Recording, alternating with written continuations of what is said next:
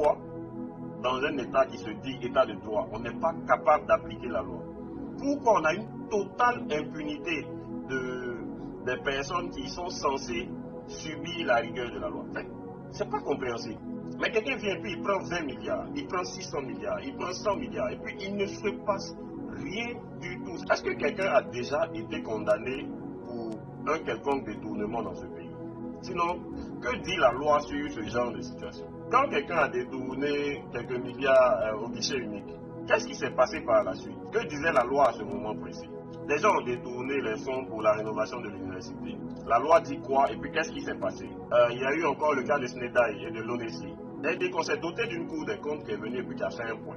Normalement, dans un état de droit, si la loi a prééminence sur tout le reste, on applique la loi. Est-ce que quelqu'un a déjà été condamné pour un quelconque détournement dans ce pays? La question reste posée parce que je regarde. J'ai une question pour vous ce matin. Est-ce qu'on peut dire que la Côte d'Ivoire, c'est un état de droit? Si toi qui me suis aujourd'hui, tu devais répondre à cette question, qu'est-ce que tu dirais? Parce qu'il faut déjà comprendre pourquoi je dis ça. Regardez, la définition déjà d'état de droit, ça suppose la prééminence de la loi sur le politique. Ça veut dire qu'on se dit que dans un état de droit, et le gouvernant, et le gouverné, tout le monde respecte la loi. Et puis point. Donc, l'état de droit ne s'éloigne jamais, sinon le droit ou la loi ne s'éloigne jamais de la démocratie. Parce que pour appliquer une démocratie, il faut que la loi soit respectée. Pour que les trois pouvoirs coexistent sans se marcher dessus et que chacun fasse son travail. Et on dit ça parce que si la Côte d'Ivoire c'est un état de droit, ça suppose que chaque fois qu'il y a un problème, c'est la loi qui doit être dite. On est d'accord dessus. Quelqu'un a détourné 100 milliards offerts. Quelqu'un a détourné 100 milliards offerts. On a remercié le DG. Mais est-ce qu'il a été condamné? Sinon, que dit la loi sur ce genre de situation? Quand quelqu'un a détourné quelques milliards au guichet unique, qu'est-ce qui s'est passé par la suite? Que disait la loi à ce moment précis? Les gens ont détourné les fonds pour la rénovation de l'université. La loi dit quoi? Et puis qu'est-ce qui s'est passé? Il y a eu encore le cas de Snedaï et de l'ONESI. C'est-à-dire qu'on s'est doté d'une cour des comptes qui est venue et puis qui a fait un point. Normalement, dans un état de droit, si la loi a prééminence sur tout le reste, on applique la loi. Est-ce que quelqu'un a déjà été condamné pour un quelconque détournement dans ce pays? La question reste posée parce que je regarde jusqu'à aujourd'hui, je continue de regarder. Bon, la réponse là, elle est là. Alors, je me dis, pourquoi dans un État qui se dit État de droit, on n'est pas capable d'appliquer la loi? Pourquoi on a une totale impunité des personnes qui sont censées subir la rigueur de la loi? C'est pas compréhensible. En temps normal, si toi tu te lèves aujourd'hui d'où tu es là, tu vas au marché, tu soulèves la viande de quelqu'un sans dire et puis on t'a attrapé, ils vont te botter et puis ils vont t'enfermer. Voilà ce qui se passe. C'est-à-dire botter là, ça n'est pas dans la loi, mais eux ils vont te donner ça en bonus. Mais quelqu'un vient et puis il prend 20 milliards, il prend 600 milliards, il prend 100 milliards, et puis il ne se passe rien du tout. Il y a un petit buzz, et puis ils doivent se dire là-bas, on connaît les Ivoiriens, on va faire bruit, et puis après ils vont se calmer. Et puis ça reste comme ça. Rien ne se passe par derrière. Alors que ça, là, qu'est-ce que ça peut créer? On est dans un état où les gens regardent et puis ils apprennent en fonction de ce qu'ils voient. Parce qu'on a déjà critiqué avant, mais on est en train de refaire ça aujourd'hui. Alors que ça crée automatiquement le renforcement d'un sentiment d'injustice. On sait que c'est pas normal, mais on peut rien faire. On est dedans, on est assis comme ça. Ce type de criminalité-là, si le premier qui a fait ça avant, c'est-à-dire le premier qui a détourné l'argent du pays, si le premier qui avait fait ça avait été puni, sanctionné, sorti du système, ça n'allait pas se reproduire. Parce que ça allait être un message fort envoyé à tous les autres suiveurs moutonniers. Mais les gens ont suivi. Parce que le premier n'a pas été puni. Tous ceux qui ont suivi n'ont pas été punis. Ils savent qu'ils ne le seront pas. Et nous, pour le peuple, ça crée une perte de confiance dans nos institutions. C'est-à-dire, on se dit, on sait, on va entendre parler d'un scandale, mais on sait qu'il ne va rien se passer. Si on sait qu'il ne va rien se passer, ça veut dire que notre procureur qui a l'habitude de s'auto-saisir des histoires qu'il entend sur Facebook ou qu'il voit sur Facebook, on dit un tel a fait ceci, on a renvoyé des étrangers parce qu'ils ont mal parlé du pays, parce que la loi s'est auto-saisie du dossier. Mais pourquoi ils ne s'auto-saisissent pas de ce type de dossier-là pour condamner les gens? Ou bien là-bas, il y a quoi? Donc, on va perdre la confiance dans nos institutions. À commencer par nos institutions juridiques. Et puis, on s'achemine directement vers une détérioration de l'état de droit. Là où on est en train d'arriver, c'est ça. Parce que nous tous, on sait que, on dit on est dans un pays de droit. On est dans un pays donc où la loi doit avoir prééminence, où la loi doit prédominer en toutes circonstances. Mais dans les faits, on ne voit pas ça. Donc, l'état de droit, là, c'est une notion fictive. C'est une notion qui n'existe que sur papier. C'est ce que nous tous, on se dit. Donc, perdre la confiance dans nos institutions, c'est ce qui est en train de se passer. Tout le tralala qui est fait autour pour chercher à nous expliquer qu'il faut avoir confiance dans nos institutions, il faut le faire par des démonstrations de force. Quelqu'un vole, on l'enferme. Et puis quand on l'enferme, nous tous, on sait qu'il a été enfermé. Peu importe le nombre d'années, au moins on l'a enfermé. Personne ne s'est jamais retrouvé vers la maca. Je suis désolé de dire ça comme ça, mais personne ne s'est retrouvé vers la maca. Et puis, qui voudrait investir dans un pays où l'impunité est totale? J'ai entendu dire récemment que quelqu'un a fait venir ses 40 milliards et puis une banque, aidée par je ne sais qui, a détourné les fonds. Qui voudrait investir dans un tel pays? Quel investisseur étranger voudrait mettre ses sous dans un tel environnement économique? Où tu sais que ton argent peut partir et puis il ne va rien se passer. Ils ne vont rien faire. Chères autorités, il faut vous réveiller. Il faut vous réveiller, il faut donner l'exemple que vous avez tant crié. On ne peut pas finir de crier quelque chose et puis on fait exactement la même chose, sinon pire. C'est pas normal. Cette impunité-là ne doit pas exister dans un état dit de droit. Je vais m'arrêter à ça pour cette histoire-là, mais si je dis qu'elle n'est pas mal là, parce que on a tellement attendu et au moment où on regarde les choses maintenant, l'éléphant a accouché d'une souris. Voilà ce que je peux dire.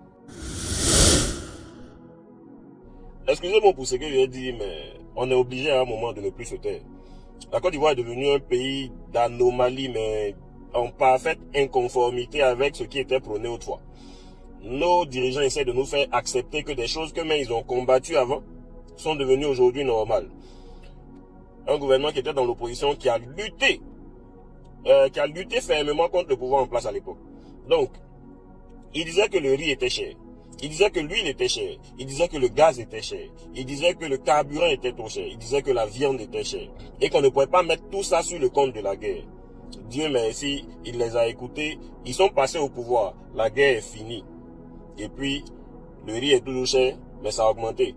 Le gaz est toujours cher, mais ça a augmenté. La viande a augmenté. Le carburant a augmenté. Tout a augmenté. Mais, encore quand ils étaient dans l'opposition, ils disent que 6 000 milliards de dettes externes, c'est trop. Qu'on est en train d'endetter le pays et que les Ivoiriens vont souffrir pour rembourser ça. Aujourd'hui, ce montant-là est à 5 fois les 6 000 milliards au moins. Et donc, il y a des gens qui sortent, qui montent au créneau pour nous faire comprendre que c'est une dette utile, selon leurs termes. Donc, voilà un gouverneur de district, sans programme, sans quoi que ce soit, il se met à casser partout. Quand il finit de casser, il ne fait même pas la distinction entre quartier précaire et puis quartier populaire. Il casse tout. Il finit de casser, maintenant ils organisent un élan de solidarité pour soutenir les victimes de déguerpissement. Mais qui les a rendus victimes de déguerpissement? Qui a fait d'eux des déguerpis? Et encore, c'est-à-dire qu'on est dans un pays où on a cassé les maisons des gens qui avaient des ACD. Le document ultime qui permet à quelqu'un de protéger son bien foncier, ça ne sert plus à rien, c'est devenu inutile. On a des parlementaires qui sont nommés, alors qu'ils sont censés être neutres. Ils vont enlever leur neutralité là où pour venir défendre le peuple. Quelqu'un t'a nommé et puis toi tu as t'élevé pour parler contre lui. Tu te prends pour qui?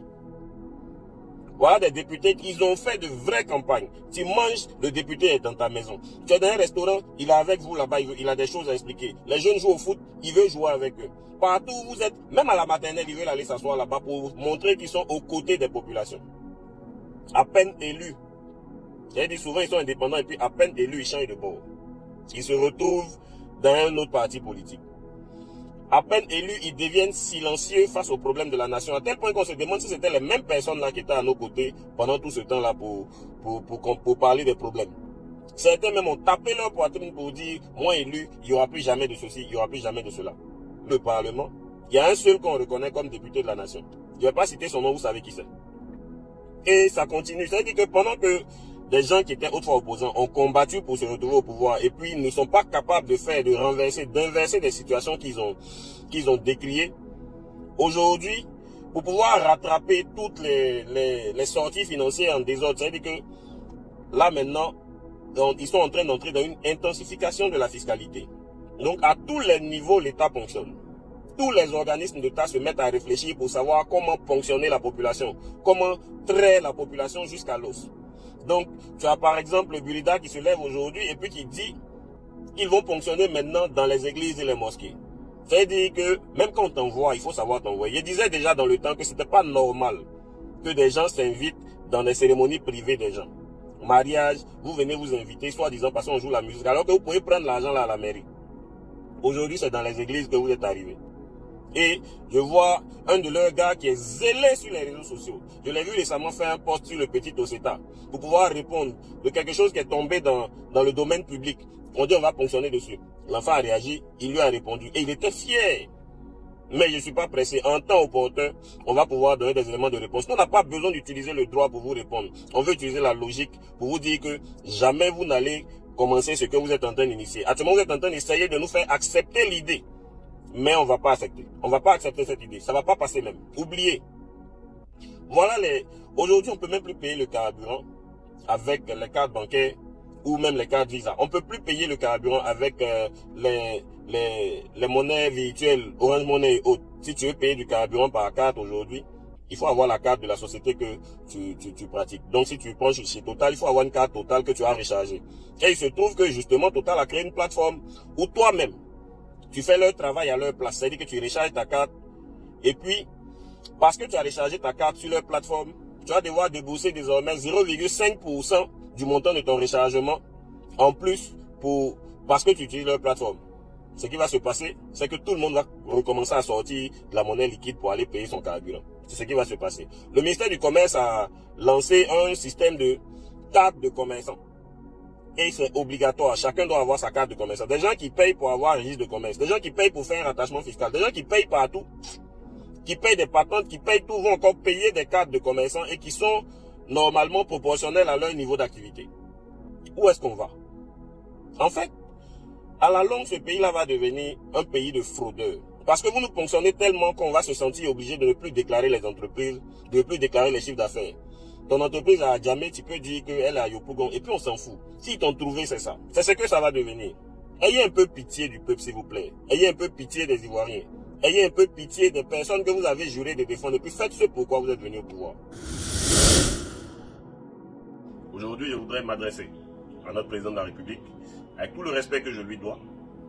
Monsieur le Président, je souhaite que mes mots vous trouvent en parfaite santé et que Dieu vous donne longue vie. Monsieur le Président, j'aimerais cependant vous rappeler les mots que vous avez prononcés lors de votre prestation de serment devant tous les Ivoiriens et devant le monde entier. Vous avez dit, devant le peuple souverain de Côte d'Ivoire, je jure solennellement et sur l'honneur de respecter et de défendre fidèlement la Constitution, de protéger les droits et les libertés des citoyens et de remplir consciencieusement les devoirs de ma charge dans l'intérêt supérieur de la nation. Ce qui retient mon attention, c'est la souveraineté du peuple ivoirien et puis l'intérêt supérieur de la nation. Parce que la suite du texte dit que le peuple me retire sa confiance et que je subisse la rigueur des lois si je trahis mon serment. On n'en est pas là. La souveraineté et l'intérêt supérieur de la nation.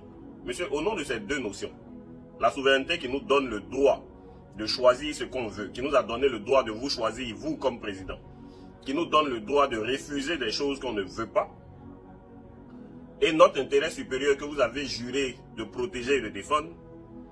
Monsieur, j'aimerais vous inviter à retirer le poste de haut représentant du chef de l'État, ce poste qui a valeur d'institution et qui... Parce que en tant qu'Ivoirien, en fait, je ne vois pas où mon intérêt se trouve dans un tel poste. Et c'est pareil pour les ministres-gouverneurs dont les districts se chevauchent curieusement avec les départements. C'est pareil encore pour les sénateurs dont l'utilité après ces quelques années-là n'est pas avérée dans le processus parlementaire. Donc, je dis, et c'est à mon président que je suis en train de parler, parce que l'entité la plus importante dans un pays, c'est pas forcément le gouvernement, c'est le peuple. C'est pas forcément le président, c'est le peuple. C'est le peuple qui fait ses choix Et le président est la représentation directe des choix du peuple. Celui qui va venir s'asseoir sous ce poste-là, et puis dire que les problèmes qu'on rencontre aujourd'hui, ce sont des problèmes communs au monde. Non, si tu sors du pays, il y a ceci. Je vais lui dire des mots qui ne sont pas très gentils. Parce qu'à la réalité, quand le président prête serment, il prête serment pour le peuple souverain de Côte d'Ivoire. Il prête serment pour les Ivoiriens. Il ne prête pas serment pour le Brésil. Il ne prête pas serment pour le Honduras ou l'Australie. Il prête serment pour les Ivoiriens. Quand le président prête serment, son serment-là implique qu'il y a la famine dans le monde. Et que le prix du baril de pétrole a augmenté dans le monde. Mais c'est en tenant compte de tout ça qu'il est nous notre président de la République. Il n'est pas le président d'une république mondiale, il est le président de la République de Côte d'Ivoire. Donc de grâce, vos propos qui consistent toujours à venir chercher à diluer la teneur d'un problème là, allez loin avec et puis laissez-nous parler avec notre président. On ne voit pas l'intérêt supérieur de la nation dans le fait d'avoir des sénateurs dont certains sont nommés, dans le fait d'avoir des ministres-gouverneurs ou dans le fait d'avoir un haut représentant.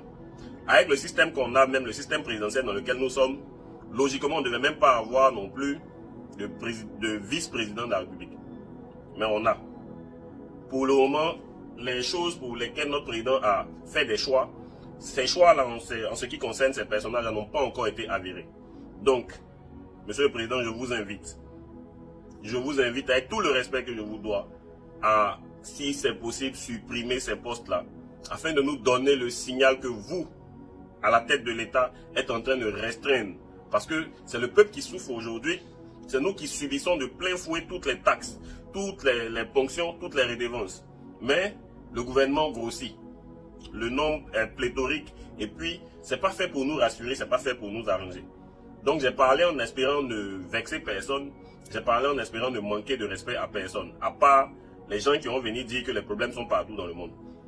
Et sur ce, je pense que si un jour le président voit cette vidéo, il voudra voir vos commentaires qui disent que j'ai peut-être tort ou que je vois juste. Donc, mettez en commentaire vos avis s'il vous plaît. Nous, quand on était plus jeunes, au quartier, on acceptait les conseils de personnes qu'on considérait comme loyales. C'est-à-dire ton frère sang qui était loyal, là, c'est de lui que tu acceptais les conseils. Mais comment on faisait pour les découvrir, ces personnes-là? Quand tu as un bafou, quand tu as un froufrou quelque part, quand tu as un petit discours avec quelqu'un, il y a un de tes amis qui arrive toujours sans réfléchir. Et puis il se met à tes côtés avant de comprendre ce qui se passe. Il te défend d'abord, et puis après il te demande des explications. C'est comme ça qu'on savait qui était loyal envers nous. Je dis ça parce que pendant les différentes crises qu'on traverse, pendant les différentes situations qu'on vit en ce moment, on est tenté de se demander de quel côté notre gouvernement se trouve. De quel côté nos éléments là se trouvent. Déjà, quand on a eu la crise de la data, c'est-à-dire la crise qui opposait le peuple aux opérateurs téléphoniques, il était question d'augmentation du coût de la data. Alors, qui a permis cette augmentation? Pour commencer. Et puis ensuite, qui est sorti pour défendre l'augmentation? Parce qu'on a vu le porte-parole du gouvernement sortir pour défendre l'augmentation, au point où il a dit que les opérateurs téléphoniques subventionnaient le coût de la data. On a vu le porte-parole du gouvernement venir nous dire ça. Donc, sauf votre respect, monsieur, de quel côté vous êtes? Du côté du peuple ou du côté des opérateurs? Pendant qu'on est en train de parler de la vie qui est chère, le coût de la vie qui est élevé, de toutes les choses qu'on constate sur nos marchés, le Premier ministre lui-même est sorti et puis il a banalisé la chose à travers des propos que nous on n'a pas appréciés. Alors, j'ai envie de lui poser une question. Monsieur, sauf votre respect, de quel côté vous êtes? Du côté du peuple ou du côté des problèmes? Encore dernièrement, pendant qu'on est en train de parler de la CIE qui est en train de nous étouffer avec des coûts toujours aussi exorbitant, le porte-parole du gouvernement sort. Et puis, il estime que si vous voyez qu'il y a 50% qui se sont ajoutés à votre facture, c'est lié à la chaleur actuelle qui crée une surconsommation. D'abord, il n'y a pas trouvé le rapport entre une augmentation, une augmentation de 10% à laquelle la CIE a procédé volontairement et puis la chaleur. Sauf si le ministre a essayé de nous expliquer que parce qu'il fait trop chaud, les splits et les ventilateurs ont décidé tout seuls de se mettre à marcher un peu plus, donc de surconsommer pour pouvoir nous satisfaire. Si on me dit ça, je peux dire peut-être que ça va. Sinon, j'ai envie de demander finalement de quel côté le gouvernement se trouve. C'est une question que je voudrais me poser parce que c'est le porte-parole du gouvernement. Il sort pour venir justifier une augmentation au point de nous dire des choses qui, à mon avis, ne passent pas. De quel côté se trouve le gouvernement? Autre question que je me pose, c'est le ministre a reconnu qu'il fait chaud ici. Ça veut dire qu'il a reconnu qu'il y a du soleil qui fait un travail. Mais pourquoi depuis on ne nous envoie pas vers l'énergie solaire? Pourquoi personne ne parle de l'énergie solaire qu'on a gratuitement comme solution pour pouvoir endiguer le coût des prix avec la CIE? Pourquoi on ne laisse pas les petites compagnies qui font de l'énergie solaire leur business pour pouvoir libéraliser ce secteur-là et puis permettre aux Ivoiriens de souffler un peu? Parce que les dépenses les plus chères dans notre quotidien, c'est le loyer, le transport et l'énergie. L'énergie même est devenue beaucoup plus chère que le loyer maintenant. Donc pourquoi on ne pense pas à une alternative qui nous permettrait de souffler? Pourquoi personne n'en parle? Et puis, j'entends nos ministres dire de plus en plus non, grâce au président de la République, il faut remercier le président et tout ça et tout ça. Mais ma question là tout de suite c'est, si le président qu'on a élu n'est pas venu pour faire des ponts, pour faire des routes, pour faire des stades, pour nous emmener au développement, il est venu pourquoi? Parce que si c'est pas pour ça, mais pourquoi il est président? Parce qu'à la réalité, c'est pour ça que nous on a élu le président. On a regardé un programme et puis on a choisi. Et c'est en connaissance de cause que celui-là a été choisi parmi tant d'autres. On sait qu'à un moment ou à un autre, c'est ça là qui est son travail. Donc pourquoi on doit remercier quelqu'un pour son travail? Quelque chose qu'il est censé faire. Et puis pourquoi on remercie le président pour quelque chose que nous on paye? Voilà mes questions. Sans vouloir manquer de respect à qui que ce soit, je voudrais pousser chacun d'entre vous à pousser le niveau de réflexion. Il faut se poser les bonnes questions pour pouvoir poser les bons actes. Parce que si vous ne vous posez pas les bonnes questions, vous n'allez pas avoir les réponses que vous cherchez. À un moment, il faut laisser de côté les partis politiques. Il faut laisser de côté les histoires d'appartenance et puis se tourner vers le combat qui nous arrange nous tous. Ce qui nous arrange nous tous, c'est le coût de la vie, c'est la cherté, c'est le respect de la souveraineté des Ivoiriens à travers les choix que nous on fait et qu'on justifie. Donc, posons-nous les bonnes questions et puis nous donnons les réponses. Bonsoir chez vous. J'espère que vous allez bien. Le pays est mal mélangé. Le pays est très mal mélangé parce que je regarde rapidement, je fais un saut sur l'actualité de cette semaine. Je vais m'attarder sur une histoire en particulier, mais quand je vois déjà ce qui se passe avec le ministère de la Culture, où pour vouloir aménager correctement un secteur d'activité, on leur demande d'avoir 10 millions sur leur compte aux organisateurs de spectacles avant de pouvoir prétendre organiser un show. Et ça va éliminer les plus petits pour laisser la place aux requins. Vous allez voir que les plus jeunes qui se débrouillaient dans ce secteur-là vont disparaître parce qu'ils n'auront pas les montants qu'il faut pour pouvoir organiser. Donc, une fois de plus, on se retrouve comme lorsqu'on demandait aux gens de ne plus pouvoir faire venir des voitures de moins de 5 ans. Parenthèse. Quand on nous dit que désormais, pour utiliser l'eau que Dieu nous donne, l'eau qui irrigue notre sol, nos rivières, nos fleuves, nos lagunes, nos lacs et tout ça, on doit devoir désormais demander des autorisations. L'autorisation, c'est une chose. Mais après, le papier sur lequel l'autorisation va être imprimée, là, on va te dire, ou bien le fait que tu aies pris le temps de la personne qui va faire ça, on va te dire, il faut payer quelque chose. Donc, désormais, pour utiliser notre propre eau, il va falloir, en griffe, payer quelque chose qui n'a pas encore été déterminé, mais forcément, c'est vers ça qu'on va aboutir. Sinon, pourquoi on veut identifier des gens alors que le minimum requis n'a pas été fait? Ce que j'appelle le minimum requis, c'est que dans la Grande Côte d'Ivoire, il y a beaucoup de coins qui n'ont pas d'eau courante. Faut même pas chercher loin. Il y a Jacquesville tout près ici. Il n'y a pas d'eau courante là-bas. Tous ceux qui ont construit là-bas ont fait des fourrages. Prenez Kossou, prenez quelques villes à l'intérieur du pays, même dans le centre tout proche d'Abidjan, il n'y a pas d'eau courante. Donc, avant de pouvoir chercher à identifier des gens, faut faire ta part d'abord. Ce qui n'a pas été fait, et ça c'est problématique. Et c'est mon deuxième point. Mais mon point le plus crucial en fait, imaginez que des centaines de personnes sont allées prendre des maisons quelque part en se disant que c'est l'État qui mène le projet et puis que l'État même n'a même pas été une garantie parce qu'aujourd'hui elles sont menacées d'expulsion. Les bâtiments même sont menacés de déguerpissement. Il y a problème. À quel moment l'État n'est plus une garantie dans un pays? À quel moment on monte un tel projet sur un terrain litigieux? Qui n'a pas fait son travail? Quelles vérifications n'ont pas été faites avant qu'on aboutisse à cette situation-là? Comment on aboutit à une telle situation quand on avait l'État devant, quand on est censé avoir les autorisations, parce que pour construire ça, il a fallu forcément un titre foncier, il a fallu des documents. Donc, est-ce qu'en Côte d'Ivoire, le titre foncier, désormais, ça vaut quelque chose? Si les ACD n'ont pas pu défendre les gens qui étaient menacés de déguerpissement, des gens qui étaient propriétaires de leur terrain, de leur maison et puis sont venus casser, est-ce qu'en Côte d'Ivoire, désormais, l'administration, pour aller au sens le plus large du terme, vaut quelque chose? C'est autant de questions qu'on peut être emmené à se poser cette semaine-là. Et la seule bonne nouvelle dans tout ce brouhaha d'informations floues, c'est que quand je regarde qu'un particulier a pu débouter l'État l'État, oui, sur un projet où tu as le Premier ministre qui s'est présenté, où tu as des personnalités qui ont fait un discours, je me dis que ça au moins c'est une victoire de l'État de droit. Ça veut dire que si moi, Lucas, un jour j'ai un problème de ce genre-là et que l'État est le concurrent, au moins la justice va faire son travail. C'est la seule bonne nouvelle, c'est la seule éclaircie dans cet orage de mauvaises nouvelles. Parce que quand je vois tout ça, je pense à un boa constrictor. Vous voyez, les constrictors, ces gros serpents qui enlacent leurs victimes et puis qui les étouffent. Ils attendent. S'ils ont attrapé une antilope, ils attendent. Quand l'antilope libère un peu d'air, quand elle respire un peu, il laisse l'air sortir et puis il serre.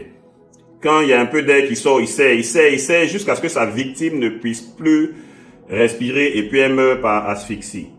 Donc, c'est désormais l'état des jeunes Ivoiriens, c'est l'état de ceux qui vivent en Côte d'Ivoire. Et personnellement, j'avais toujours refusé de sortir du pays, mais je vous jure que désormais, je suis en train d'envisager une sortie. C'est à mes 45 ans là que je suis en train de penser à quitter la Côte d'Ivoire parce que l'environnement n'y est plus du tout intéressant.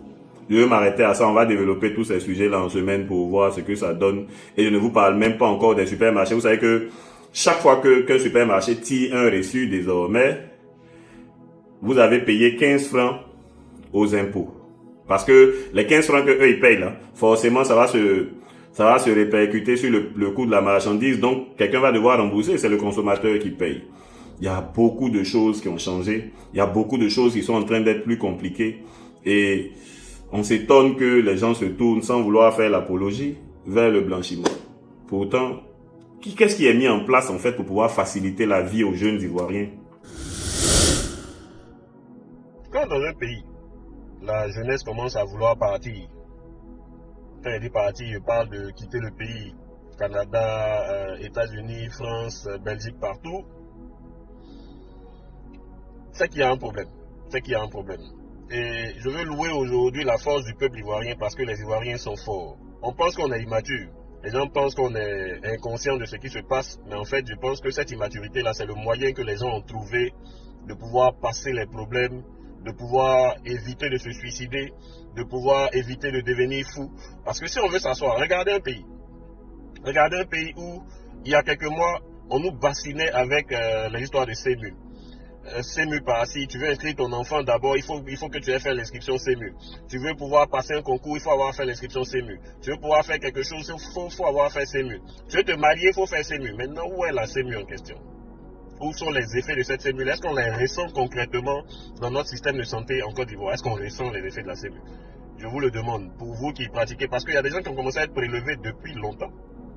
Mais, jusqu'à aujourd'hui, là, on ne voit pas de témoignages, on n'a pas de retour concret par rapport à cette histoire de CEMU. Nous, on s'est inscrit même depuis les cartes là maintenant. Mais en fait, on ne voit rien.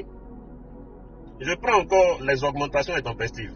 De 2022 jusqu'à aujourd'hui, le carburant a augmenté de plus de 200 francs sur le coût initial. Et c'est le peuple qui supporte tout ça. Je prends la CIE qui nous a fait 2 fois 10%. 2 fois 10% d'augmentation. On a fait beaucoup de bruit, mais c'est passé. Et même la SODECI. La SODECI nous a fait une augmentation qui est passée totalement inaperçue. Figurez-vous qu'avant, on payait les factures. On avait 4 factures dans l'année. C'est-à-dire une facture tous les 3 mois. Donc, on est passé à une facture tous les 2 mois. Mais l'implication de ça, c'est que ça a augmenté notre consommation en eau de 50% par rapport au montant qu'on payait habituellement. C'est-à-dire que si tu payais 3 000 francs l'eau tous les 3 mois, donc l'année, tu payes l'eau 12 000. Maintenant, ta facture est passée tous les 2 mois, mais le mode de facturation est resté pareil. Le mode de facturation de comptabilité est resté pareil. Donc, tes 3 000 tu payais avant là. Tu payes les mêmes 3 000 là, mais sur 2 mois. Ça veut dire qu'il y a eu un ajustement. Donc, tu payes tes 3 000 sur 2 mois et à la fin de l'année, au lieu de 12 000, tu payes maintenant 18 000. Qu'est-ce qui s'est passé? Tu te retrouves donc avec 50% de ta consommation en eau qui s'est ajoutée à ta facture sans que tu n'aies remarqué. Et ça continue parce que le sucre a subi une augmentation. Le sucre a subi une augmentation.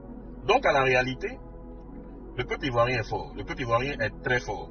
C'est vrai que nos autorités se comportent comme si on est la vache à lait qu'il faut traire par tous les moyens. Et le peuple est fort. Parce que si tu n'es pas fort, ça là, tu ne peux pas subir ça et puis tu vas te taire. Si tu n'es pas fort, tu ne peux pas avoir autant de résilience pour traverser toutes ces augmentations qui n'en finissent point. Parce que ça augmente de partout, mais ça ne diminue jamais. On a un gouvernement qui nous dit ça va aller. Et le pire, c'est que la loi ne nous protège plus. Parce que si on rentre en insécurité juridique, si l'ACD n'est plus capable de protéger nos acquis, si les terrains que les parents ont achetés avant, si les acquisitions que les gens ont faites, le document ultime, tu l'as, tu as un ACD, et puis on casse ta maison. Tu as un ACD, et puis on te prive de ton terrain. Ça veut dire que dans notre propre pays, on n'est même plus en sécurité. Si la loi ne protège plus les citoyens, ça veut dire que c'est mort. On a des députés qui ne connaissent plus leur rôle. Il y a un seul qui a félicité dans tout ça, peut-être lié à son indépendance, mais on est livré à nous-mêmes. Le peuple ivoirien est livré à lui-même et j'aimerais interpeller les autorités sur ça. Tout ce qui se passe actuellement là ne vous honore pas. Ça ne vous honore tellement pas qu'il ne faut pas laisser le peuple se plaindre tout le temps, parce que ça pourrait créer du grabuge. On est oppressé de tous les côtés et malgré le développement apparent, je dis apparent parce que le pays se développe, mais ça doit se sentir dans la poche des Ivoiriens, ça doit se sentir dans le panier de la ménagère et ça ne se sent pas. Donc j'interpelle les autorités, parce qu'il n'y a pas de couverture sociale. Et que si tu tombes malade aujourd'hui, là, il n'y a pas un système qui est mis sur pied pour que les hôpitaux te prennent en charge, c'est zéro. Ton assurance, ça c'est toi tu payes, et puis c'est plus cher que ce qui se passait avant. Il y a tellement de choses qu'on peut dire, mais on est revenu dans nos réalités et on est revenu brutalement dedans. Vraiment, il y a quoi à nous, parce que nous sommes livrés à nous-mêmes. Et ça peut expliquer cet exode rural massif. Pendant que le pays embellit, les jeunes sont beaucoup sur la green card des États-Unis, ou Access Canada, ou partout, Campus France, tout le monde veut partir. Parce qu'à un moment, la réalité, c'est de regarder ce qui se passe sur le terrain et puis de tirer les conclusions. État de Côte d'Ivoire, je vous interpelle. Faites l'effort de nous donner envie de rester chez nous. Parce que si des gens qui avaient juré, qui avaient promis de rester assis chez eux tranquillement sont en train de chercher la route pour sortir, c'est qu'il y a problème. Je vous remercie. C'est autant de sujets sur lesquels on peut discuter, mais ça fait mal. Et je loue la force du peuple ivoirien. Je loue la force des Ivoiriens, je loue leur résilience. On est vraiment fort de rester dans de telles conditions et puis de continuer à vivre dedans sans pouvoir se plaindre. Parce que quand tu te plains trop, tu sais comment ça finit. En ce qui concerne la cherté de la vie, j'ai l'impression que le gouvernement et nous-mêmes ne sommes pas sur la même longueur d'onde. Je vous explique. Il y a eu un conseil des ministres hier. Et déjà, pendant le conseil des ministres, il n'a pas été à l'ordre du jour question du logement, question du loyer pour les Ivoiriens, alors que depuis longtemps, on pleure par rapport à ça. Mais mieux, un journaliste a posé la question au ministre de savoir si le gouvernement prenait à bras le corps le problème du loyer en Côte d'Ivoire. Il s'agit de la question de la cherté des loyers. Alors, monsieur le ministre, est-ce que c'est une situation qui est prise à bras le corps au niveau du gouvernement? Et puis, écoutez la réponse du ministre. Pour ce qui est donc de la cherté des loyers, le gouvernement a pris des décisions déjà pour fixer le nombre de mois que l'on doit payer en termes de caution et de mois d'avance. Après, le problème que l'on a dans la société libérale dans laquelle nous sommes, eh bien, c'est des transactions qui ont lieu entre des privés. Si vous décidez, en dépit de la décision donc, du gouvernement de payer plus de mois de caution de loyer, qu'est-ce que le gouvernement il peut, surtout quand il n'y a pas de plainte? Il y a une décision qui est prise, c'est à chacun de nous à veiller à ce que cette décision soit appliquée. Il y a une décision qui a été prise il y a bien longtemps, il y a plusieurs années, pour limiter le nombre qu'on appelle de mois de caution de loyer. Ça va plus loin. C'est même fixé dans le contrat de bail. Mais si vous partez louer de façon informelle, sans contrat de bail, une maison, quel contrôle voulez-vous que l'on puisse exercer là-dessus? Il faut qu'on en revienne à la responsabilité de chacun. L'État prend des décisions, il appartient à chacun de nous de faire en sorte que ces décisions soit appliquée, soit respectée. Par rapport à cette réponse du ministre, en fait, et puis un événement que j'ai vécu la semaine dernière. La semaine dernière, j'étais en formation avec les gens de Côte d'Ivoire et il a fallu que je sorte pour aller à un rendez-vous. Suite à ma demande d'audience au ministère du Logement, on m'octroie un rendez-vous avec le directeur du logement. Déjà, on me fait savoir qu'on a dû batailler pour qu'il me reçoive. Ça veut dire que quelqu'un qui travaille pour le contribuable. Et puis, un citoyen vient apporter une piste de solution. Il faut juste l'écouter et puis voir comment on peut implémenter. On me dit qu'on a dû batailler pour qu'on me reçoive. On me reçoit pour un rendez-vous à midi 00. On me dit d'être là pour midi et que ça va durer 45 minutes. Moi, j'arrive à midi et puis c'est à midi 45 que quelqu'un vient me dire non. Écoutez, on était en réunion, on n'a pas fini, donc voilà, on s'excuse, il faut patienter. On n'a pas que ça à faire, mais c'était pas ça le problème. Le problème, c'est que pourquoi on doit batailler pour me recevoir quand on sait que la solution peut venir de n'importe quel Ivoirien, en fait? Parce que c'est nous qui vivons les problèmes du quotidien, là. C'est nous qui vivons les problèmes de la cherté des loyers et nous savons ce que nous endurons au quotidien. Donc, il y a des solutions simples qui sont là, il y a des leviers simples qu'on peut appliquer pour pouvoir faire baisser la tension dans ce secteur-là, pour pouvoir trouver le moyen de contenter toutes les parties, y compris le gouvernement lui-même. Et ça fait 6 ans qu'on essaie de faire passer certaines solutions. L'ancien ministre, M. Nabagné, il n'était pas du tout machin. Donc, le nouveau ministre, on se dit que lui encore, il va comprendre la situation. Mais bon, ses collaborateurs ne suivent pas. C'est à croire que le problème du logement, en fait, n'est pas une priorité du gouvernement. Parce que quand je m'en tiens à la réponse du ministre et puis à l'attitude que les gens du ministère du Logement ont eue la semaine dernière, je me dis qu'il y a un problème. Il y a un problème de convergence. Il y a un problème d'alignement dans la compréhension de ce problème, dans la compréhension de cette situation.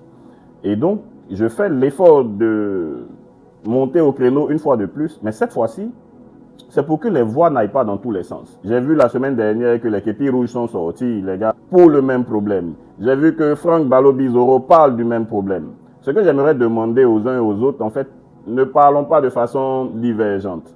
Asseyons-nous, trouvons un cadre. Asseyons-nous en tant que citoyens ivoiriens, en tant que jeunes ivoiriens, et puis proposons quelque chose qu'on va déposer au gouvernement, qui va être suivi par les populations pour qu'on parle d'une seule et même voix face à un problème qui n'a que trop duré. Parce que quand vous écoutez la réponse à la question qui a été posée là, franchement, je ne sais pas où est le rapport en fait avec le nombre de mois de caution et tout ça. Donc je pense qu'il faut recentrer ce débat-là et puis créer un cadre d'écoute, demander une audience pour que le ministre nous reçoive et puis qu'on lui explique comment on pense qu'on peut trouver des solutions pour ça, parce qu'il y a des solutions simples sur le terrain. Donc, c'était là mon intervention du jour. Si vous avez des commentaires, si vous avez des retours, vous pouvez les mettre en commentaire. Je vous remercie. Bonjour à vous. J'espère que vous allez bien. Avant de commencer aujourd'hui, je vais vous dire que le budget de la mairie, l'argent de la mairie, c'est pas l'argent du maire. C'est pas l'argent du maire, ça n'a jamais été l'argent du maire. Mais si tu restes chez toi, comment tu vas savoir que l'argent de la mairie n'est pas utilisé par le maire à d'autres fins? Si tu restes chez toi à la maison et que tu te contentes de tout ce qu'on te sert, comment tu vas savoir que le budget de la mairie dans laquelle tu vis n'est pas utilisé convenablement?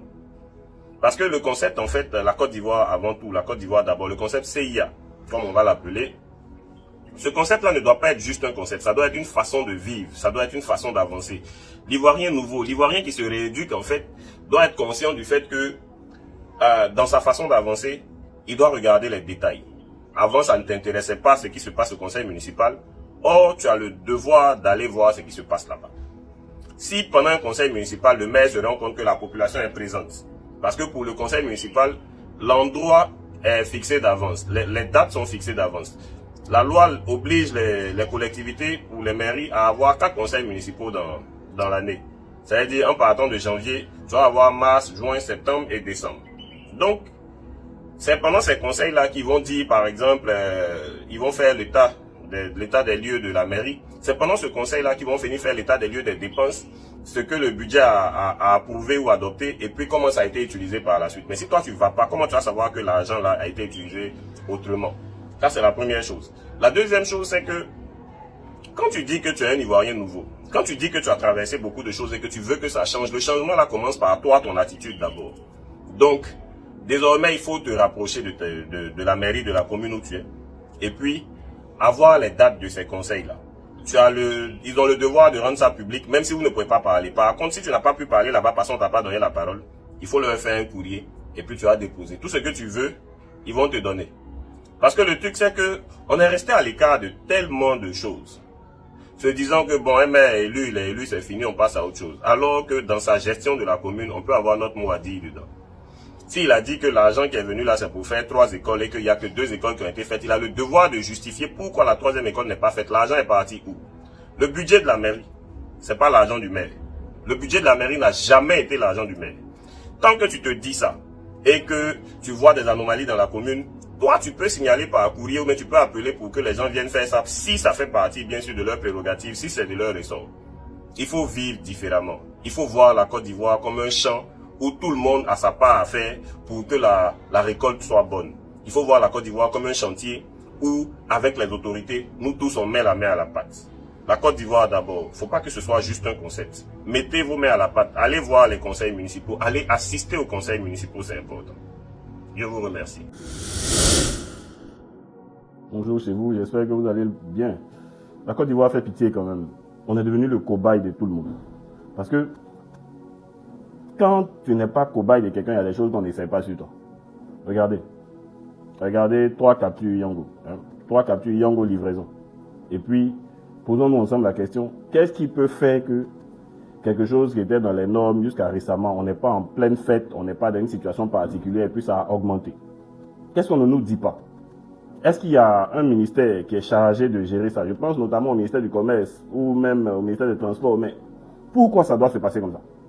Regardez par vous-même. Une capture du 5 mars où on doit me livrer une glacière de Engré vers le collège moderne jusqu'à la Palmeraie. Le prix de départ, c'est 800. Observez par vous-même. Urgent, 5500. Si tu dois attendre un peu plus long, 3 heures par là, 3900. Sinon un peu plus long, 4700. C'est-à-dire que le prix a été carrément multiplié par 7. Qu'est-ce qui peut expliquer ça? Est-ce que le ministère du Commerce peut s'approcher de cette structure-là et puis leur demander ce qui ne va pas? Ou bien c'est l'élargissement de l'assiette fiscale qui fait qu'on veut nous faire payer ça? Parce que ça peut pas être... Bon, je continue. On continue. Regardez. Cette deuxième capture, pour ceux qui connaissent la Palmeraie, c'est de Massy Canada. Il y a un gars qui vend de l'eau de coco là, qui vend coco. Massy Canada jusqu'à Quick Market, là où je suis. C'est-à-dire, en marchant, on fait 15 minutes. En marchant, on fait 15 minutes. À vélo, on fait 5 minutes. À moto, on fait 2-3 minutes. Et puis, regardez la capture.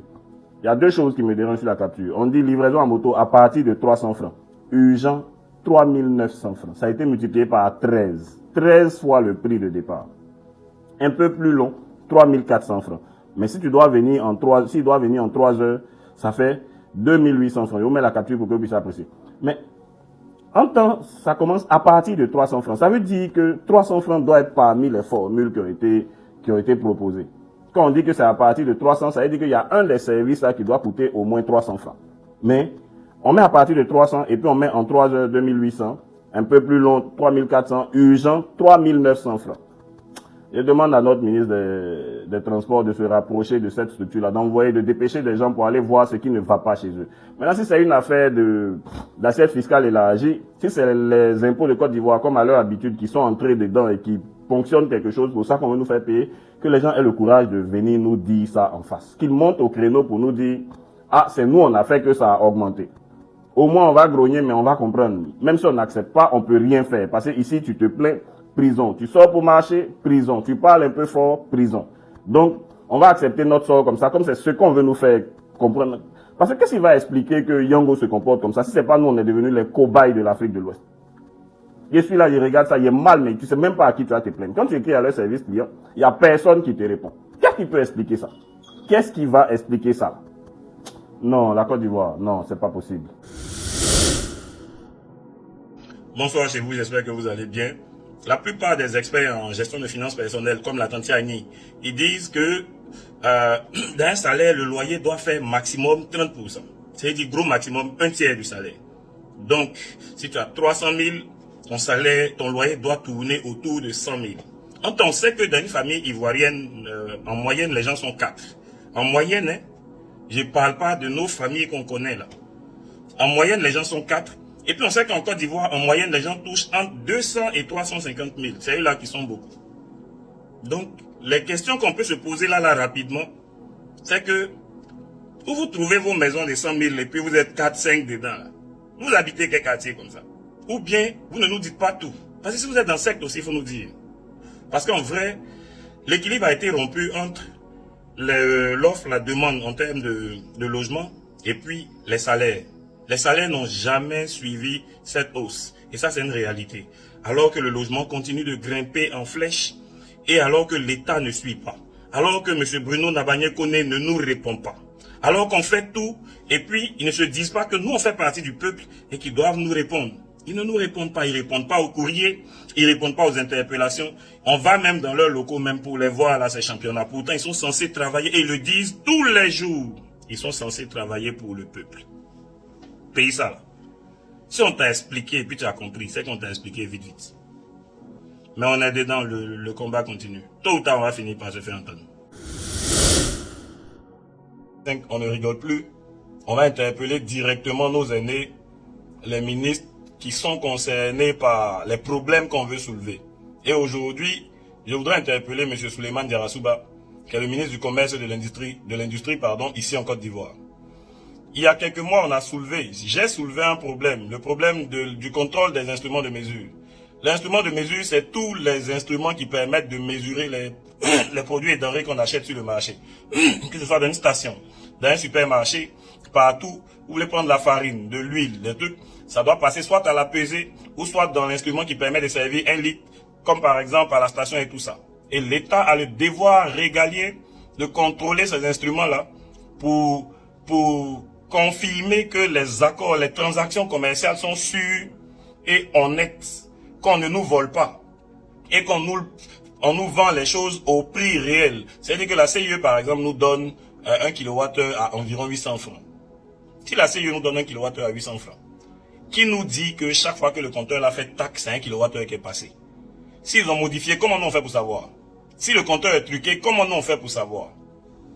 Quand nous on truque le compteur, quand un usager truque le compteur, la CIE, quand elle s'en rend compte, elle punit automatiquement. Alors, si c'était la CIE qui trichait, comment nous on saurait? C'est là le rôle de l'État de pouvoir garantir que les accords commerciaux avec la CIE sont safe, en vérifiant les instruments que la CIE utilise pour mesurer le volume de l'électricité qu'on reçoit, ou la quantité d'électricité qu'on reçoit. Maintenant, notre État, notre ministère du Commerce a décidé de confier cette activité régalienne-là à un privé.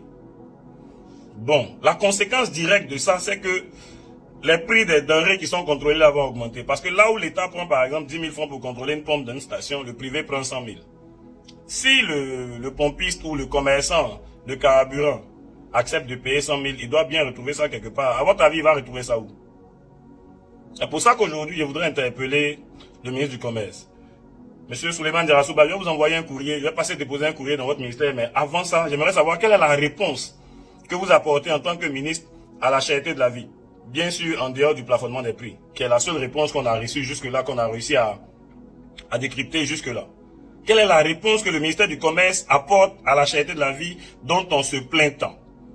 Dans les transactions, par exemple, immobilières, dans les transactions qui concernent les denrées alimentaires et tout, le ministère du Commerce est l'acteur saillant du marché en ce qui concerne la lutte contre la vie chère, parce qu'il se trouve sur le terrain.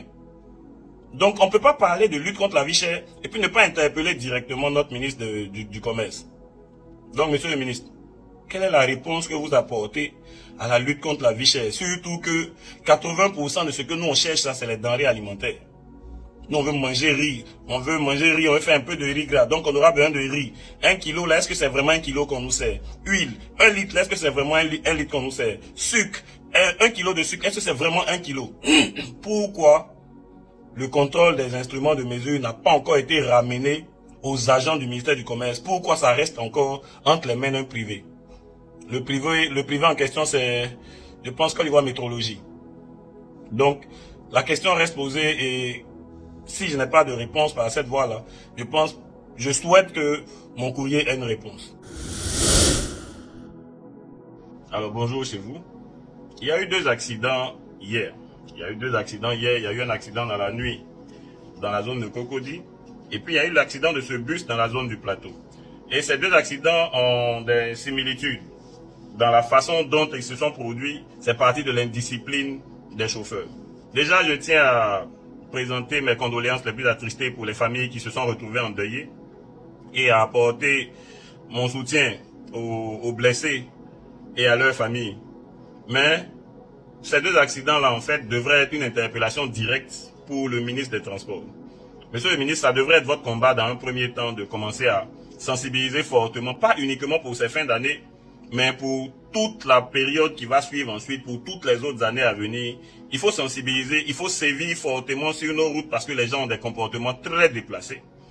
Et puis ensuite, retrouver cette petite voiture verte qui a fait que le bus est allé dans le fossé. Parce que là, il y a mort d'homme.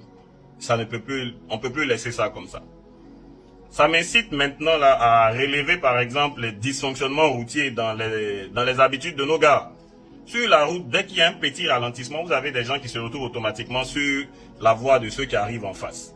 Ils le font même sur l'autoroute du Nord. C'est-à-dire que quand vous sortez de Yopougon le matin et que vous constatez que la voie est un peu ralentie, automatiquement ils sont sur l'autre voie en train de braver les voitures qui viennent d'en face. Très souvent, c'est des véhicules qui sont immatriculés WW ou bien c'est des D+, c'est-à-dire D10, D48, D50, D ceci, D cela. Ceux qui sont censés représenter l'autorité, donner l'exemple, ce sont eux qui font ce genre de choses. Des exemples banals sont là tous les jours, mais c'est rentré dans les habitudes des gens. C'est devenu normal maintenant d'assister à des choses anormales. Regardez quand vous prenez par exemple le boulevard Mitterrand et que vous arrivez sur l'échangeur pour pouvoir remonter à la Riviera 2. Il y a des gens qui ne font jamais le rang à ce niveau-là. Ils viennent par la gauche comme s'ils allaient sur le 3e pont. Et puis ensuite, ils bifurquent pour vous serrer. Ils vous coincent pour pouvoir passer en premier. Très souvent, c'est les baka ou certains personnels qui se sentent beaucoup plus pressés que les autres. Quand vous allez encore devant la foire de Chine à la Riviera 2, c'est le même cinéma là. Souvent, il y a des policiers qui sont là et puis ils le font. Ça ne dérange personne parce que c'est devenu normal maintenant dans les habitudes des Ivoiriens de toujours paraître plus pressés que les autres. Ils viennent vous forcer. Et souvent, quand ils vous frottent, ils vous cognent. Ils s'en prennent à vous, parce que vous ne les avez pas laissé passer. Des choses banales qui arrivent tous les jours, des gens qui roulent à gauche. Des gens qui roulent à gauche, quand tu leur fais des appels de phare, ils ne libèrent pas la voie parce qu'ils se disent que, si tu parles, mec, il te dit, il faut sauter. Mais c'est quelque chose d'anormal, c'est même puni par la vidéo-verbalisation là. Et puis pourtant, ils le font et c'est rentré dans les mœurs. Donc je me dis que c'est le moment pour, comme on aime en Côte d'Ivoire qu'il y ait des buzz négatifs avant de commencer à sévir, les deux accidents d'hier nous donnent la possibilité de commencer à sensibiliser dans ce sens-là et de remettre de l'ordre dans ce secteur. Je commence déjà par les syndicats qui foutent la merde sur les routes et dont on n'a jamais pu trouver de trucs. Ça veut dire qu'on a été capable d'enlever les barrages de police à un moment et tout. Mais on n'a pas été capable de retirer les syndicats. Et chose bizarre, les syndicats routiers, les syndicats des transports routiers là, ont toujours leur barrage à côté de barrages policiers. Est-ce à dire qu'ils ont été légalisés et qu'on les reconnaît comme désormais faisant partie du paysage économique ivoirien, ou bien du paysage routier ivoirien, ou bien, je ne sais pas ce que ça veut dire, mais quand vous voyagez, ou même à Abidjan dans certaines zones, leurs barrages sont à côté des barrages des policiers. À chacun de tirer sa conclusion. Et donc les syndicats, les Warren qui roulent sur les trottoirs, les Baka qui roulent sur les trottoirs, les Baka qui se retrouvent, mais à un moment trop c'est trop, monsieur le ministre. C'est le moment de commencer à sévir, c'est le moment de commencer à sensibiliser sur ça. Que chacun commence à payer pour tout. Parce que quand tu prends l'autoroute du Nord, et puis entre Abidjan et Bouaké, tu peux être flashé 20 fois. Tu vas payer 2000, 20 fois, alors que les chauffeurs se trouvent à Abidjan. Est-ce que le système de vidéo-verbalisation, là, ça a été mis en place pour nous soutirer de l'argent? Ou bien ça a été mis en place pour réduire le taux d'accident? Si ça a été dit comme ça que ça devait réduire le taux d'accident, à quel moment payer 2000 là change la mentalité des chauffeurs? Ça, c'est la question qu'on doit se poser. À quel moment bloquer la route pour voir si les gens ont payé leur 2000 là, ça change la mentalité des chauffeurs? Parce que, comme vous pouvez voir sur la vidéo de cet accident de bus, le gars a carrément quitté sa voie, ignorant toutes les règles de priorité, ignorant tout, il s'est retrouvé devant le bus, l'obligeant à sortir de route pour ne pas avoir à le percuter. Et là maintenant, on est donc face à la conséquence directe des actes qu'on laisse passer tous les jours. Il faut que quelqu'un se réveille. Que ce soit les autorités policières, que ce soit le ministère des Transports et tous les services affiliés, il faut que quelqu'un se réveille, il faut que quelqu'un prenne cette affaire-là en main. Donc, je ne suis pas très content de faire cette vidéo-là ce matin. Je profite pour réitérer mes condoléances aux familles qui ont été endeuillées dans ces deux accidents d'hier et puis mon soutien à tous ces blessés-là. Mais il faut que l'État fasse quelque chose dans ce sens-là parce que c'est pas bon. À un moment, trop, c'est trop. Les Abidjanais sont devenus trop indisciplinés sur les routes et c'est pas acceptable. Je vous remercie. Là, on vient d'apprendre que le coût du carburant vient de subir une augmentation de 30 francs. C'est-à-dire que le carburant qui était il y a quelques années à 500 et quelques francs est passé aujourd'hui à 905 francs. Soit une augmentation de plus de 400 francs qui viennent s'ajouter sur les dépenses des Ivoiriens. Donc là où on utilisait 20 000 francs de carburant par semaine, aujourd'hui on utilise facilement en fonction de la voiture près de 50 000 francs de carburant par semaine. Alors, les taxes portuaires qui sont passées à 900% d'augmentation, j'attends toujours d'avoir la confirmation avec les personnes qui sont dans ce domaine-là, surtout que 900%, ça signifie que le prix initial, le prix de départ, a été multiplié par 10. Parce que 900% d'augmentation, c'est le prix là plus 9 fois. Donc, ça a été multiplié par 10. Donc, je me suis demandé, qu'est-ce que le régime du président Ouattara veut qu'on retienne de lui après son départ? Qu'est-ce que le RHDP voudrait qu'on retienne de lui? Parce que vous avez passé le temps à tirer à boulet rouge sur les anciens régimes, sur le régime du président Bédié, sur le régime du président Gbagbo. Et vous vous en êtes donné à cœur joie. Aujourd'hui, il est temps de se poser la question de savoir qu'est-ce que vous attendez des Ivoiriens et puis qu'est-ce qu'on devrait retenir de vous après votre départ. Et à cette question-là, j'ai quelques éléments de réponse qui me viennent ça et là. Je parle déjà de ce qu'on a laissé faire. Par exemple, quand on a permis à Madame Kandia de détruire l'école ivoirienne. Parce que quand on empêche les enfants de redoubler, peu importe leurs résultats, et puis quand on supprime la dictée, on détruit automatiquement l'éducation. Donc on détruit l'école. Et les séquelles se voient encore jusqu'à aujourd'hui. Quand on regarde nos gens écrits sur les réseaux sociaux, quand ils ne savent même plus faire des accords, quand ils ne savent plus comment on conjugue deux verbes qui se suivent, vous voyez, on voit toujours des abréviations, des choses comme ça qui sont dégoûtantes. Mais c'est le résultat, c'est le fruit de ce qui a été semé en son temps par la ministre de l'Éducation nationale. En arrivant au pouvoir, la première décision que vous avez prise, ça a été de faire annuler les examens, les concours. Faire annuler tous les concours qui avaient eu lieu sous la direction du gouvernement Gbagbo. Comme quoi, l'administration n'est pas une continuité pour vous. Encore, les marches. Vous avez pris soin de faire interdire les rassemblements et les marches. C'est-à-dire quelque chose de totalement constitutionnel nous a été retiré. Pourtant, vous en êtes servi en son temps comme opposant et vous étiez très virulent dessus. Parce que si vous dites qu'il faut prendre une autorisation, c'est une interdiction. Est-ce que vous allez donner une autorisation pour une marche où les gens disent on veut revendiquer contre la cherté de la vie ou bien on veut revendiquer parce que le coût du loyer est devenu faramineux? On retiendra aussi que sous votre gouvernance, il y a eu de nombreux détournements de deniers publics, de nombreux cas de mauvaise gestion, de nombreux cas de gouvernance à peu près. Et ça se chiffre en centaines de milliards, sinon en milliers de milliards. Ça, c'est quelque chose que vous nous donnez de pouvoir retenir de vous. On va retenir que pendant que vous étiez en train de gérer le pouvoir, le loyer a été quelquefois multiplié par 2 dans toute la Côte d'Ivoire. Parce que dans des zones où le loyer coûtait 40 000 francs, 30 000 francs, aujourd'hui, les mêmes appartements, les mêmes studios coûtent 80 000, 70 000. À Abidjan aujourd'hui, si tu veux avoir un studio, il faut t'apprêter à débourser au moins 150 000 en fonction de la zone. Ça, c'est ce qu'on pourrait retenir dans le secteur du logement. On a tout fait pour essayer de vous demander de plafonner les prix, mais on n'a jamais trouvé d'oreille attentive pour ça parce que pendant votre gouvernance, le blanchiment est devenu monnaie courante. C'est ainsi que vous avez été capable de pouvoir redonner une nouvelle définition à l'insurrection, à l'appel à l'insurrection. Parce que la loi dit que pour juger un appel à l'insurrection, il faut partir des conséquences. Si quelqu'un a appelé à l'insurrection, il faut voir ce que ça a créé dans le pays. Donc s'il y a eu des casses, s'il y a eu des pillages, s'il y a eu des vols, on lui attribue tout ça et c'est comme ça qu'on le juge. Mais vous avez mis tout ça dans un fourre-tout qu'on a appelé terrorisme. Et puis, vous avez utilisé ça pour faire enfermer des gens. Simplement, un jeune homme a demandé aux gens de descendre dans les maquis, se rassembler pour entendre les résultats définitifs de la liste des candidatures que le Conseil constitutionnel devait donner. Il s'est retrouvé en prison.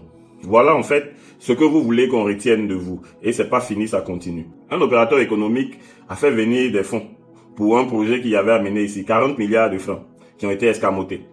Les 40 milliards de francs ont disparu. Et le fait de demander ça l'a conduit vers les portes de la prison. Et jusqu'à aujourd'hui, on ne sait pas clairement ce qui s'est passé. On a même peur de poser des questions parce que les questions pourraient nous mener vers le pôle pénitentiaire d'Abidjan. C'est sous vous qu'on a vu que la transhumance politique pouvait prendre une autre tournure. Quelqu'un gagne les élections en tant qu'indépendant et puis on le voit quelques jours après qui vient dire « Je donne ma victoire au RHDP » au détriment de ses électeurs, au détriment des personnes qui savaient qu'il était indépendant et puis qui l'ont élu quand même. C'est sous vous qu'on a vu ça. Le RHDP, franchement, c'est même pas encore fini. Je pense que je peux continuer parce que quand je fouille ma mémoire, il y a toujours des choses qui reviennent. Et je me demande si c'est ça que vous voulez qu'on retienne de vous. Parce que quand on va commencer à tirer à boulet rouge sur vous, malheureusement, vous ne serez plus là pour pouvoir riposter. Un peu comme M. Gbagbo aujourd'hui qui ne peut pas se défendre parce qu'il n'a plus la puissance d'État. Vous serez à l'écart et puis vous allez nous voir. Parce que si on a été capable de parler sous vous, si on a été capable de parler sous la présidence du président Ouattara, je ne sais pas qui va nous empêcher de parler. Comme je disais tantôt, cette vidéo-là peut arriver loin et puis ça va avoir des conséquences désastreuses. Mais à un moment, quand même, trop, c'est trop. À un moment, ça suffit. Pour aller plus loin, c'est sous vous qu'on constate que l'ACD, l'attestation de cession définitive, n'est qu'un bout de papier sans valeur. Parce que si quelqu'un peut venir arracher les terrains des personnes qui ont des ACD, c'est-à-dire qui sont reconnus par l'État ivoirien, si quelqu'un peut venir casser les bâtiments et les maisons des personnes qui ont les documents au complet, qui ont des titres fonciers, qui ont des ACD, ça signifie que c'est soit l'État qui n'a pas de valeur ou c'est soit l'Ivoirien qui n'a pas de valeur. Mais dans tous les cas, ACD que vous nous avez donné là, ça n'a aucune espèce de valeur dans ce pays. C'est ce qu'on peut retenir de vous. C'est ce qu'on va retenir de vous. Si c'est ce que vous voulez qu'on retienne, vous avez le choix. Vous pouvez laisser les choses comme ça, puis continuer de nous taxer, continuer de nous épuiser financièrement jusqu'à la moelle. Mais il va arriver un jour où vous ne pourrez plus contenir la colère qui est en train de naître. Parce que si je me lève à cette heure-là pour parler, c'est parce que forcément il y a quelque chose qui se passe. Vous ne pourrez plus contenir cette colère. Peu importe les dispositifs que vous avez en ville, peu importe les forces de police, vous ne pourrez pas contenir la colère des Ivoiriens. Parce que trop, c'est trop. Vous avez le choix. Il vous reste encore 4 ans pour finir ce mandat. Sinon 3 ans et demi. Et vous pouvez réparer les choses que vous avez dites. Parce que vous avez trop critiqué. Et le pire, c'est qu'on n'est même pas en situation de guerre pendant que on est en train de subir des augmentations intempestives à tous les niveaux. On n'est pas en situation de crise. Il n'y a personne qui peut s'opposer à vous. Les Ivoiriens sont devenus muets. Il n'y a personne qui descend dans les rues. Il n'y a personne qui fait quoi que ce soit. Donc, vous êtes dans une situation où vous gérez le pays seul, sans contestation aucune, sans adversité, sans rien du tout. Et puis regardez ce que vous nous servez. Voilà ce que vous voulez qu'on retienne de vous. C'est ce qu'on va retenir. L'histoire, c'est un témoignage. Et puis, d'une façon ou d'une autre, on va raconter l'histoire telle que vous voudriez qu'on la raconte. Il y a quelques mois, j'ai proposé au ministère de la Construction, du Logement et de l'Urbanisme, via courrier, un projet portant sur le plafonnement des loyers à Abidjan. Plafonnement des loyers, beaucoup ne savent pas ce que c'est, mais sans même savoir ce que c'est-à-dire en partant sur la base du principe théorique, ils se sont dit non, ça ne peut pas marcher. Il s'est trouvé des gens au ministère de la Construction qui m'ont dit c'est une plaisanterie, ça ne peut pas marcher, c'est pas possible.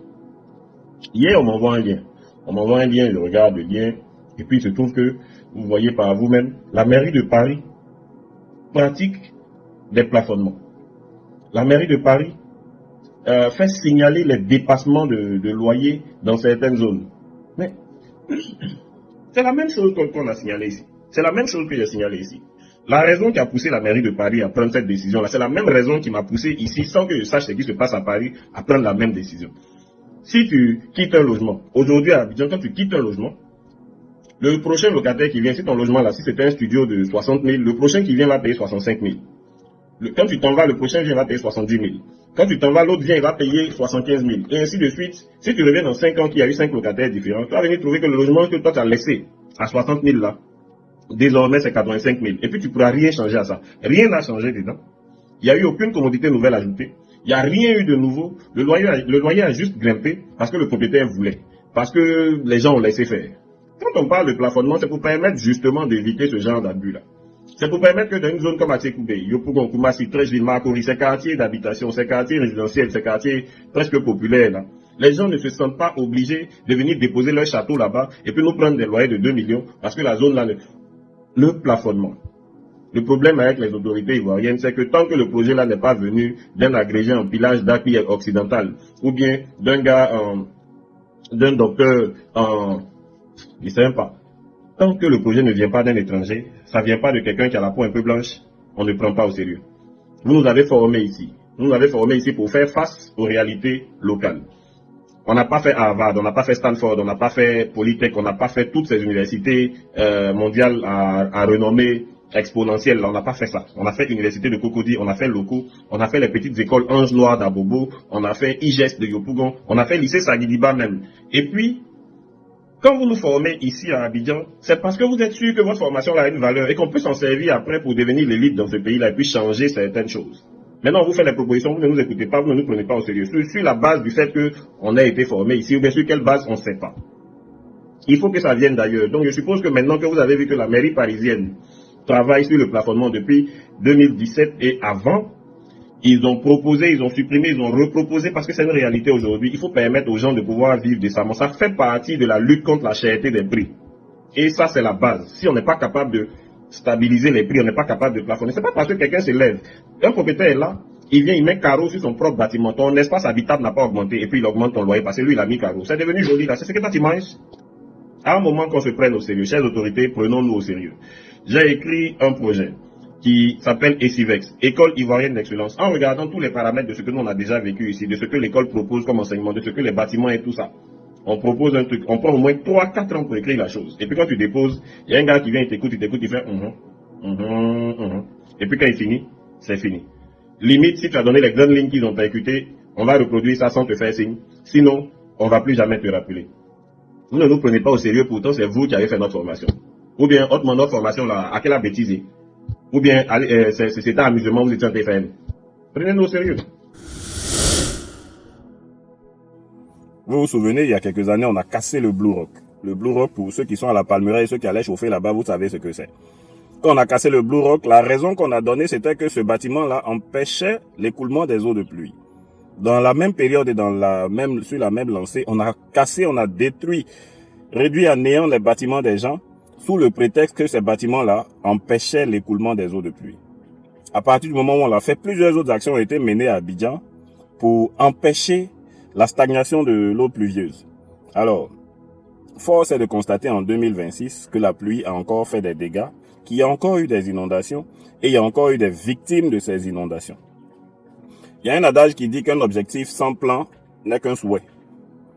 Un objectif sans plan n'est qu'un souhait. Il y a quelqu'un de très cher qui me disait tout le temps que l'histoire est un témoignage. Aujourd'hui, en 2026, quand on regarde toutes les actions qui ont été menées, quand on regarde toute la propagande qui a été faite, quand on regarde tout ce qui a été dit par rapport à ces histoires de pluie, on devrait être en train de parler d'appui aujourd'hui comme quelque chose qui fait rire, quelque chose qui nous a effrayé un temps et puis ça fait rire. Mais force est de constater que la pluie fait toujours peur.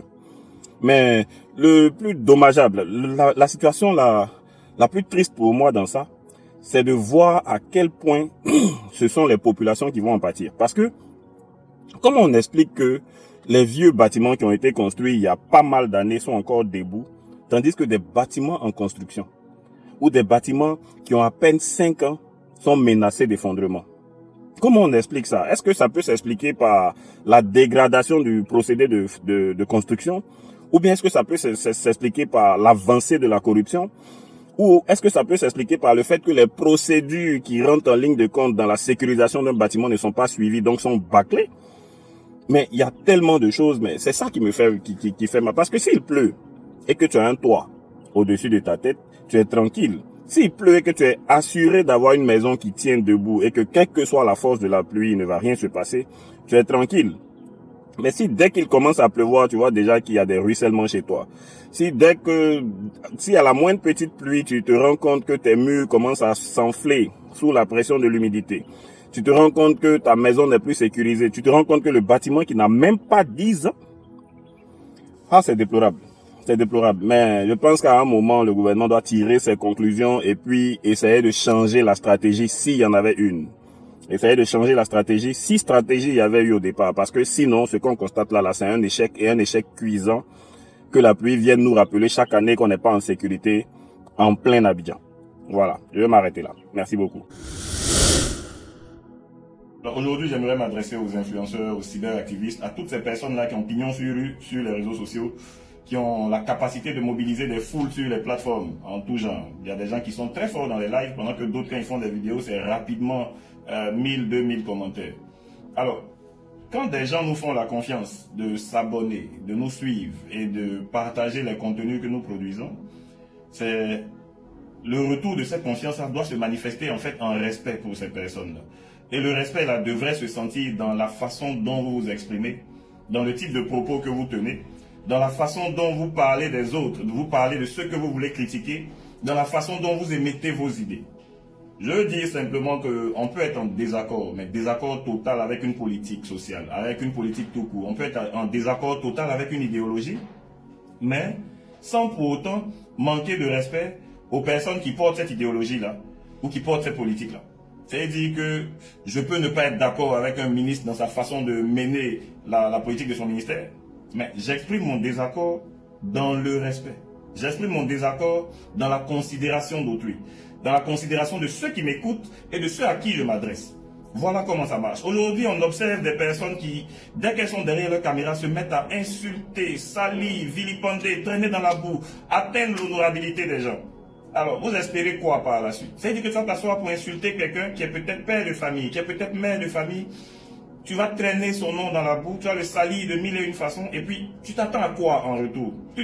Tu fais de toi-même une cible, parce que dès que tu le fais, tu es sûr que le jour où tu te retrouves devant la personne là, l'un d'entre vous va aller en prison. Ça, c'est une certitude. Donc par derrière, il y a beaucoup de choses quand même sur lesquelles les gens devraient revoir leur éducation. Je n'arrive pas à comprendre que des gens ouvrent des panels simplement pour aller insulter d'autres, ou bien pour aller salir. On peut manifester, mais vraiment on peut manifester son désaccord sans aller à contrario de ses principes. On peut manifester son désaccord sans manquer de respect à quiconque. Vraiment, ça c'est une réalité que vous devez appréhender et intégrer dans vos façons de faire. C'est la raison pour laquelle je ne suis pas certaines personnes. Non. Je ne regarde même pas les vidéos qui pourraient m'abrutir, ou bien m'abêtir un peu. Parce que, à la réalité, respecter, ça part déjà de comment tu dis les choses. Et puis, je regarde certains cyberactivistes aujourd'hui qui n'arrivent même pas à faire deux phrases sans injures. Dès qu'ils sont un peu contrariés, c'est fini, ça verse dans les injures, ça verse dans les insultes en tout genre. Et il n'y a même pas de limite à ça. À un moment, il faut rectifier le tir. Si tu as la confiance des gens sur tes réseaux, si tu es capable de mobiliser des gens, c'est-à-dire que tu es capable de générer un capital confiance. Et il faut mériter ça. C'est le président Bédier qui disait qu'il faut avoir pitié des oreilles qui t'écoutent. Donc c'est la même chose. Respectez les personnes qui vous regardent. Respectez les personnes pour qui vous voulez faire changer les choses. Parce qu'au final, en fait, c'est un partenariat entre les personnes que nous critiquons et nous-mêmes. Tu vois quelque chose qui dysfonctionne, tu viens, tu dis ça là, c'est pas normal. S'il regarde ça de sa position et puis se rend compte que tes arguments sont fondés, que c'est pas normal, ils ont souvent la décence, ils ont souvent l'honnêteté de t'appeler pour te dire, ah, effectivement, tu as vu ça, c'était vrai. Mais la plupart du temps, c'est qu'ils font, ils corrigent, sans te dire que c'est à cause de toi. Certainement parce qu'on ne veut pas te donner la grosse tête, ou bien parce qu'on ne veut pas que tu t'oublies. Mais à partir du moment où c'est corrigé, toi, tu as vérifié quelque chose, ou bien tu as dénoncé quelque chose qui a été corrigé par la suite, ça veut dire que vous travaillez en partenariat. Donc on est les partenaires des personnes que nous cherchons à corriger. C'est comme ça qu'il faut comprendre les choses. À aucun moment nous ne sommes des ennemis. Même adversaire, même c'est un peu limite. Parce qu'à aucun moment l'opposition là n'est une opposition. C'est une histoire d'idéologie. C'est une histoire d'idéaux que nous ne partageons pas. Donc on critique des choses qu'on pense que les gens peuvent améliorer. Voilà pourquoi vous êtes des cyberactivistes. Voilà pourquoi vous êtes des influenceurs. Vous avez la capacité d'influencer le comportement d'achat des gens. Vous avez la capacité d'influencer le comportement social des gens. Vous avez la capacité d'influencer le comportement socio-politique des gens. Ça veut dire que les gens qui vous suivent sont capables de réagir par rapport à ce que vous dites, ce que vous faites ou ce que vous pensez. Donc sachez vous tenir, les gars. C'est vraiment un appel. Sachez vous tenir. Parce que aujourd'hui, vous faites de vous des cibles par vos comportements. Et tous ceux qui prennent la parole sur les réseaux sociaux deviennent également des cibles parce que on se met à les surveiller. On attend juste qu'ils commettent une erreur pour pouvoir les faire taire. Alors qu'à la réalité, c'est pas comme ça que ça devrait marcher. Si tout le monde était respectueux, les gens prendraient la peine de nous écouter et puis d'améliorer ce qu'ils font parce que nous regardons et que nous critiquons. C'est important pour nous, c'est pour ça qu'on critique. Ça devrait être tout aussi important pour eux, pour qu'ils fassent des changements. Mais dans votre façon d'exprimer les changements que vous voulez, là, vous êtes tellement impoli que finalement vous devenez des ennemis au lieu d'être des partenaires. Je vous remercie. Bonjour, Monsieur le Président de la République de Côte d'Ivoire. Monsieur le Président, nous avons l'impression que vous ne nous écoutez pas, que vous ne tenez pas compte de notre déshydratat. Vous ne tenez pas compte de la volonté de votre peuple. C'est une impression, Monsieur le Président, c'est une impression. Mais vous pouvez toujours corriger ça. On va aller au cas par cas. Monsieur le Président, vous savez que aujourd'hui, là, le péage qui part d'Abidjan à Grand Bassam, sur l'autoroute, là, il est à 1000 francs. 1000 francs, ça fait 2000 francs par jour pour quelqu'un qui va et qui vient. Ça fait 10 000 francs par semaine pour une semaine de 5 jours si on ne travaille pas et qu'on ne sort pas les samedis et les dimanches. Et ça fait 40 000 francs dans le mois si on se contente d'aller et de venir sans plus. Mais monsieur le président, 40 000 francs, c'est beaucoup. C'est beaucoup. Pour un ménage moyen abidjanais, c'est beaucoup. Alors, désolé de m'adresser directement à vous de la sorte, mais monsieur le président, il n'y a que vous qui ayez le pouvoir de faire changer les choses. Il n'y a que vous qui pouvez faire changer ça. Alors, je vous en conjure, monsieur, si vous avez la possibilité, ramenez tous les péages là à 500 francs. Le peuple là, c'est nous. Et nous vous avons élus. Nous avons confiance en vous pour gérer ce genre de choses-là. On a crié dans les salons, on a crié dans les journaux, sur les Facebook, un peu partout. Mais monsieur le président, on veut vous interpeller directement maintenant. Si vous avez la possibilité, pensez à nos ménages. Pensez à notre portefeuille. 40 000 francs n'ont pas été ajoutés à notre salaire. 40 000 francs n'ont pas été ajoutés à nos revenus. Donc si c'est possible de nous épargner une dépense supplémentaire de 40 000 alors qu'on est en train de crier que les prix grimpent, ça serait vraiment bienvenu. Nous, mais on aurait voulu que les péages soient gratuits, mais on sait que le pays a mis de l'argent dedans, on sait que des gens ont leur argent dedans et qu'ils doivent récupérer. Par conséquent, monsieur le président, si c'est possible, que ça revienne de moitié prix. Monsieur le président, je parle des péages de Grand Bassam, je parle de Isianois qui est jusqu'à aujourd'hui à 1250 francs. Ça crée des problèmes de monnaie, mais on n'a pas le choix, on est obligé de passer par là pour aller à Yamoussoukro.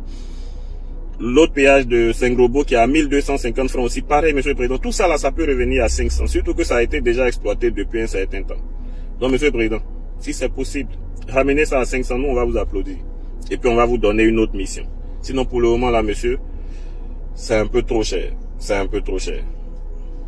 Merci beaucoup pour l'écoute.